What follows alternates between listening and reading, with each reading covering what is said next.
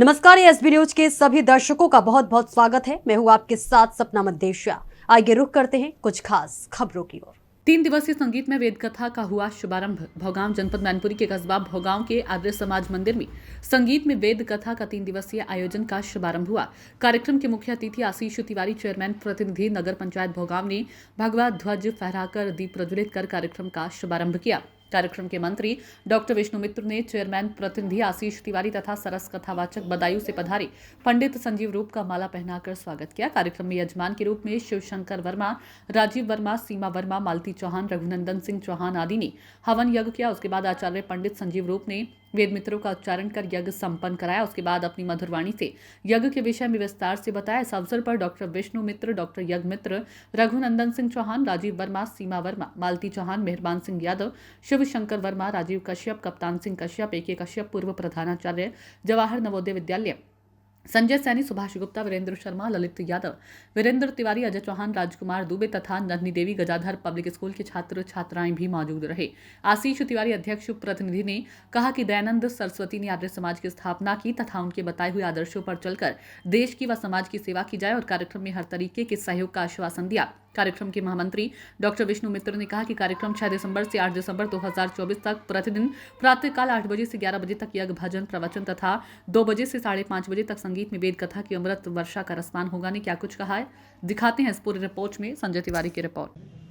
Doctor साहब, आज यहाँ कार्यक्रम चल रहा है, ये क्या कार्यक्रम चल रहा है? ये आर्य समाज का 101वां वार्षिकोत्सव है और महर्षि दयानंद सरस्वती की 200वीं जयंती वर्ष भी चल रहा है, तो इसके उपलक्ष्य में ये वेद कथा का आयोजन यहाँ पर किया गया है। और इस कार्यक्रम में प्रतिदिन 6 तारीख से 8 तारीख तक प्रातःकाल 8 बजे से 11 बजे तक जो कार्यक्रम रखा हमने, उस कार्यक्रम में यज्ञ रहेगा और यज्ञ के बाद जो है भजन, प्रवचन और मध्य काल की जो बेला रखी है वो 2 बजे से 5:30 बजे तक है।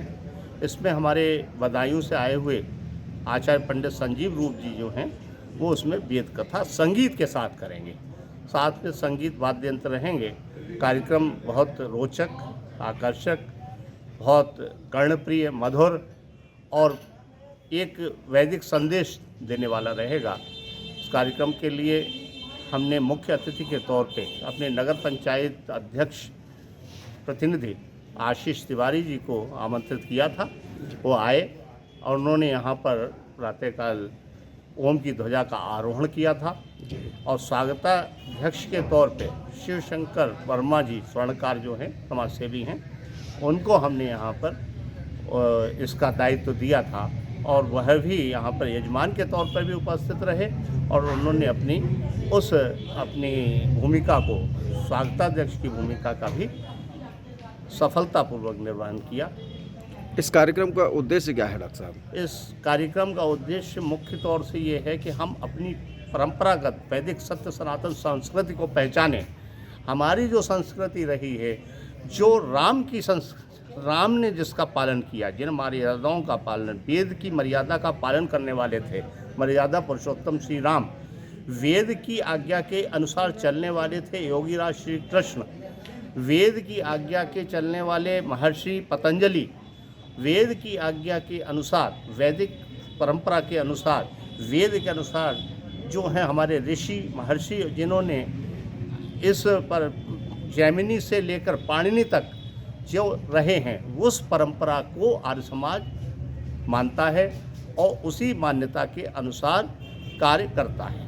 वेद ही आर्य समाज का मूल आधार है और वेद जो है धर्म का मूल है।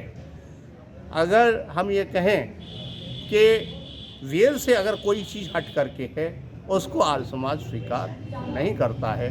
केवल वेद के अनुसार अगर वो है तो उसको स्वीकार करता है, अन्यथा नहीं।